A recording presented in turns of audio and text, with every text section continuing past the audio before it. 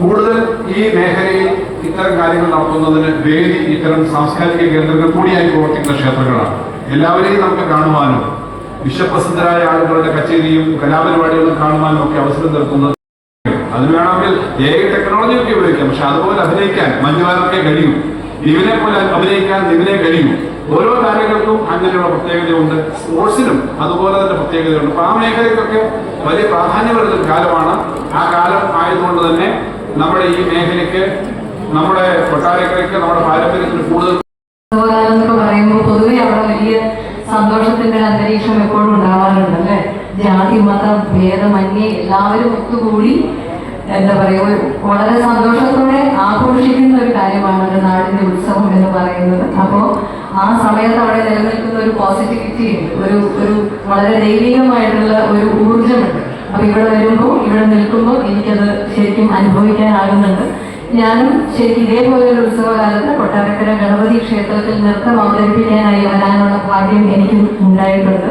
അന്നും ഇന്നത്തെ പോലെ തന്നെ അന്നും എന്നെ വളരെ സ്നേഹപൂർവ്വം അതിലേക്ക് ക്ഷണിച്ചതും ക്ഷേത്രത്തിന്റെ ഒരു നേതൃത്വത്തിൽ ആ പരിപാടി സംഘടിപ്പിച്ചതും പ്രിയപ്പെട്ട വിനായക അജിത്തും അദ്ദേഹത്തിന്റെ സഹോദരൻ ശരത്തും അങ്ങനെ എല്ലാവരും കൂടെ ചേർന്നതാണ്.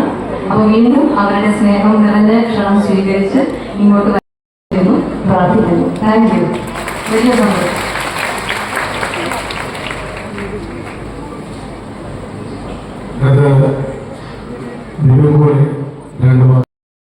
വന്നു മുഴുവനില്ല. വീട്ടിൽ കുടുംബത്തോട് ചെയ്യുന്ന സമയത്തിന് പകരം പ്രശ്നങ്ങൾ സോൾവ് ചെയ്യാൻ വേണ്ടി കൊച്ചിയിൽ വന്നിരിക്കുകയാണ് ഒരു ദിവസം ഫുൾ.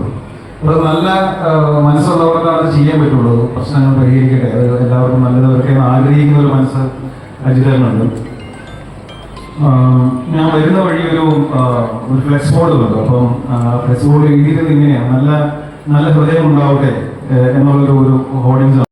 ഞാൻ ഈ രീതിയിൽ പോയി എല്ലാവരും നന്ദി പറയാറുണ്ട്. ഞാൻ നിങ്ങളോട് നന്ദി പറയുകയാണ്. എന്താ പറയുക, ഒരു സംശയം തോന്നാതെ നിങ്ങളെല്ലാവരും എൻ്റെ കൂടെ നിന്നു. അതൊരു സ്ത്രീ പുരുഷൻ കുട്ടികൾ അങ്ങനെ ഒരു വേർതിരിവില്ലാതെ എല്ലാവരും എൻ്റെ കൂടെ നിന്നിരുന്നു. നിന്നതിന് എല്ലാവരോടും നന്ദി. ഒരുപാട് സന്തോഷം എല്ലാ കാര്യത്തിൽ. പുതിയ സിനിമകൾ, നല്ല സിനിമകളുമായി ഇനിയും നിങ്ങളുടെ മുമ്പിൽ വരുന്നതാണ്. വരുമ്പോൾ ഇതുപോലെ സിനിമ പ്രൊമോഷൻ അങ്ങനത്തെ പരിപാടിക്ക് വരുമ്പോൾ ഇനിയും കാണാൻ എല്ലാവരെയും. അപ്പോൾ എല്ലാവർക്കും ഒരു നല്ല സഹായം നേരുന്നു. ഇനിയുള്ള ഉത്സവത്തിന് നാളുകൾ എല്ലാവരും ആഘോഷിക്കുക, കുടുംബത്തിൻ്റെ കൂടെ ടൈം സ്പെൻഡ് ചെയ്യുക, നല്ല മനസ്സോടെ എല്ലാവരും പരസ്പരം സ്നേഹിച്ചും സന്തോഷത്തോടും ജീവിക്കാൻ സാധിക്കട്ടെ. നന്ദി. Thank you.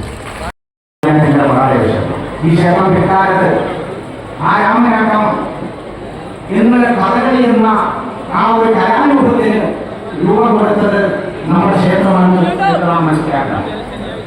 ഈ ക്ഷേത്രത്തിന്റെ വളരെ പ്രധാനപ്പെട്ട കാര്യം ഏറ്റവും കൂടുതൽ